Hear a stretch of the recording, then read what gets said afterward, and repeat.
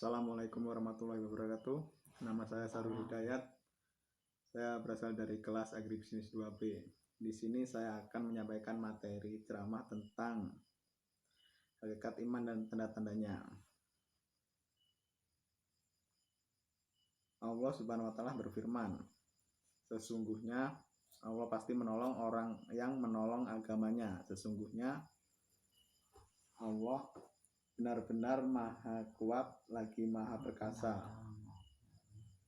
yaitu orang-orang yang jika kami teguhkan kedudukan mereka di muka bumi, niscaya mereka mendirikan sholat, menunaikan zakat, menyuruh berbuat ma'ruf dan mencegah dari perbuatan yang mungkar, dan kepada Allah lah kembali segala urusan. Surat Al-Hajj ayat ke-40-41. Sesungguhnya iman itu tidak diperoleh hanya dengan berangan-angan, tetapi pula dengan berhias secara fisik. Akan tetapi iman adalah apa yang terukir dan tertanam dari dalam hati. Dan bukti kejujuran iman itu adalah dengan mengerjakan berbagai ketaatan dan menjauhi berbagai maksiat. Tiap orang yang mengaku seorang muslim, bahkan lebih dari itu, yaitu mengaku mukmin. Setiap orang yang mengucapkan asyhadu alla ilaha illallah wa asyhadu anna muhammadar rasulullah. Orang-orang munafik juga menyebut Allah azza wa jalla, padahal mereka berada di neraka yang paling dasar. Mereka datang kepada Nabi Muhammad SAW dan mengucapkan, kami bersaksi bahwa engkau adalah utusan Allah. Mereka bersumpah kepada Nabi dan para sahabatnya bahwa mereka beriman kepada beliau, padahal sebenarnya mereka tidaklah demikian. Akan tetapi syahadat dan iman mereka tidaklah bermanfaat bagi mereka, dan mereka berada di neraka yang paling bawah, di bawah orang-orang musyrik, ateis, Yahudi, dan Nasrani. Karena syahadat dan iman mereka tidak bersumber dari keyakinan dan keimanan, tidak pula karena sikap menerima dan tunduk. Allah azza wa jalla berfirman, wa minan nasi man yaqulu amanna billahi wa bil yaumil akhiri wa ma hum bimu'minin.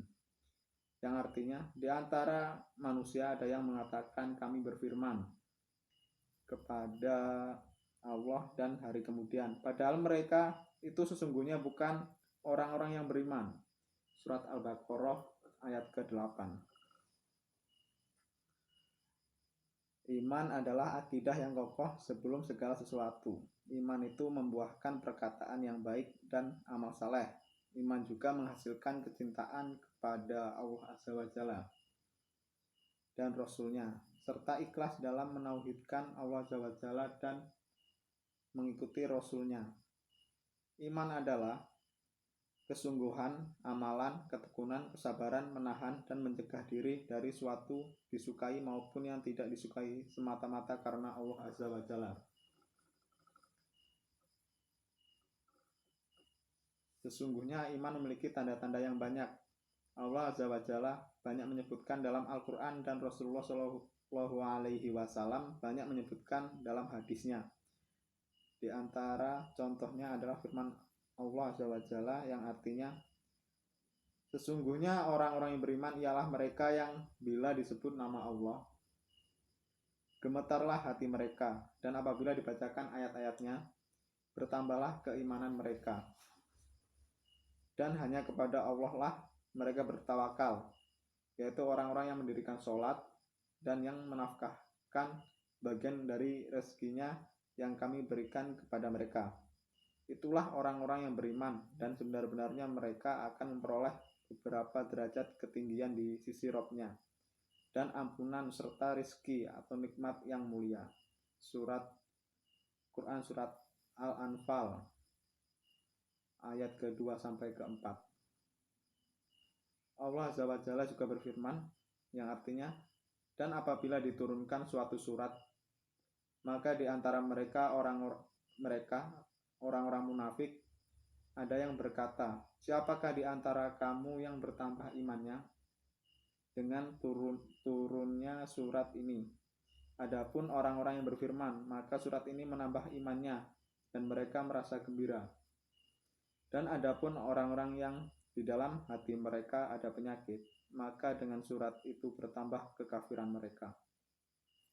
Di samping kekafirannya yang telah ada dan mereka mati dalam keadaan kafir, dan tidaklah mereka orang-orang munafik memperhatikan bahwa mereka diuji sekali atau 2 kali setiap tahun, dan mereka tidak juga bertaubat dan tidak pula mengambil pelajaran. Quran Surat At-Taubah ayat ke-124 sampai 126. Demi Allah Azza wa Jalla, adakah di antara kita yang menyandang kedudukan ini? Adakah dari kita ketika nama Allah Azza wa Jalla disebut hatinya menjadi takut kemudian mengagungkannya? Adakah dari kita ketika ayat-ayat Allah Azza wa Jalla dibacakan imannya menjadi bertambah dan mereka merasa gembira karena telah merasakan manisnya bisa membenarkan dan mengamalkan hukum-hukumnya? Adakah dari kita yang mewujudkan tawakalnya kepada Allah, hanya bersandar kepadanya serta tidak menggantungkan diri kepada selainnya? Adakah dari kita yang mengerjakan sholat sesuai tuntunan agama dengan cara menjaga sholat itu dan menyempurnakan rukun-rukun dan syarat-syaratnya? Adakah kita yang menginfakkan sebagian rezekinya yang telah diberikan oleh Allah dengan cara membayar zakat dan menutup kekurangan kaum kerabat dan orang-orang fakir miskin? Wahai kaum muslimin, marilah sejenak kita memikirkan keadaan saudara kita sesama muslim. Jika kita memperhatikan keadaan mereka saat ini, tidak hanya di negeri ini saja, akan tetapi di seluruh negara Islam, kita akan dapati mereka bukanlah muslim dan mukmin sejati, kecuali orang-orang yang dikehendaki oleh Allah. Mulai yang kaya hingga yang miskin, mereka meremehkan agama dan tidak menaikkan hak-hak Allah yang menjadi kewajiban mereka sebagai hambanya. Penyepelean dalam perkara keimanan maupun keyakinan, dan penyepelean dalam akhlak dan pemeliharaannya. Banyak umat Islam yang meremehkan masalah keimanan dan keyakinan sebagaimana mereka juga meremehkan masalah akhlak dan penjagaannya serta meremehkan amalan. Mereka menyepelekan keimanan dan keyakinan karena sebagian umat Islam, terlebih bagi orang yang pernah tinggal beberapa waktu di negeri kafir dan menekuk pemikiran mereka yang telah terkontaminasi dan peradaban mereka yang palsu. Kita dapati dalam hati mereka ada keraguan terhadap berita dari Allah dan Rasul-Nya berupa perkara-perkara gaib. Mereka ragu dengan keberadaan malaikat, keberadaan jin, dan keberadaan risalah Muhammad Shallallahu Alaihi Wasallam. Bahkan mereka ragu dengan keberadaan Allah, keberadaan penciptanya sendiri. Subhanallah, mereka ragu dengan keberadaan Allah dan tidak merasa ragu dengan keberadaan diri mereka.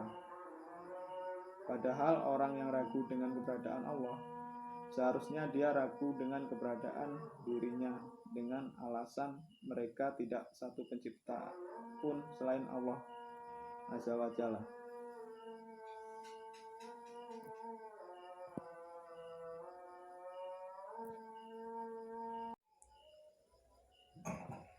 Sebagian kaum muslimin saat ini tidak bertawakal kepada Allah.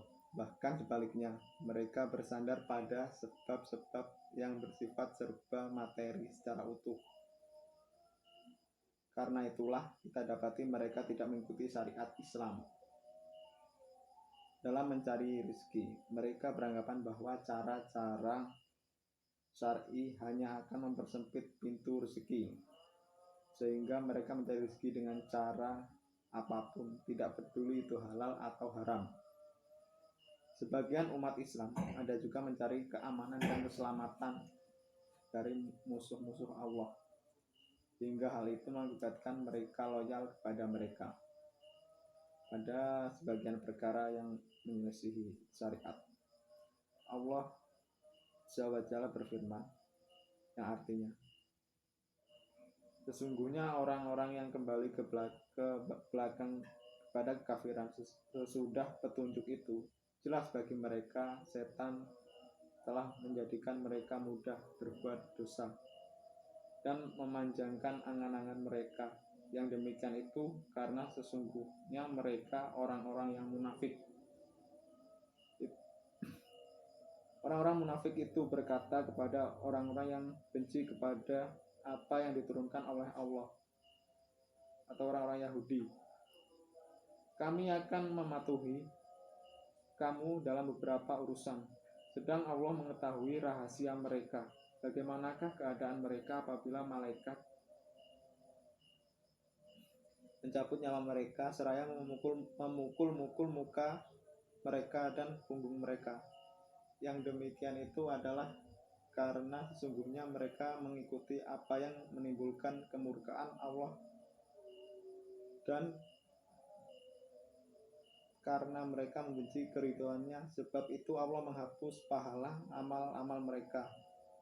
Quran Surat Muhammad ayat ke-25 sampai ke-28. Mereka adalah orang-orang yang berloyal kepada musuh-musuh Islam. Pada sebagian perkara yang menyelisihi syariat, mereka menempuh jalan yang menyimpang ini tiada lain karena lemahnya tawakal mereka kepada Allah SWT dan kuatnya tawakal mereka kepada selainnya. Mereka membela musuh-musuh Allah SWT habis-habisan karena mereka kuat dalam hal materi. Mereka mengira segala sesuatu bisa mereka raih. Mereka lupa bahwa yang menciptakan mereka lebih dahsyat kekuatannya daripada orang-orang yang mereka bela. Sesungguhnya kekuatan yang mereka kagumi dari musuh-musuh Allah tersebut bisa mereka dapatkan jika mereka mau bertawakal kepada Allah dan mengerjakan sebab-sebab yang menyebabkan datangnya pertolongan Allah dengan cara menegakkan agamanya dan menerapkan syariat itu pada diri-diri mereka dan orang-orang yang loyal kepada mereka. Karena jika mereka mengerjakan yang demikian, maka Allah bersama mereka, dan siapa yang bersama Allah, maka dia akan menang. Allah Azza wa Jalla berfirman, "Wa ma kana Allahu liyu'jizahu min syai'in fis samawati wala fil ard innahu kana aliman qadira." Yang artinya, dan tiada sesuatu pun yang dapat melemahkan Allah baik di langit maupun di bumi. Sesungguhnya Allah Maha mengetahui lagi Maha Kuasa. Saat ini ada sebagian kaum muslimin yang tidak menegakkan sholat dan tidak pula menjaganya. Mereka tidak menunaikan secara berjamaah, tidak menyempurnakan syarat-syarat dan rukun-rukunnya serta kewajiban-kewajibannya. Mereka tidak memperhatikan masalah toharoh. Sudahkah mereka telah menyempurnakan toharoh itu ataukah belum? Mereka tidak mengerjakan sholat tepat waktu, tidak pula menunaikan dengan tumakninah, baik ketika duduk, rukuk maupun sujud. Bahkan sebagian mereka yang mengaku muslim ada yang tidak melaksanakan sholat sama sekali. Demikianlah materi yang dapat saya sampaikan. Saya akhiri. Wassalamualaikum warahmatullahi wabarakatuh.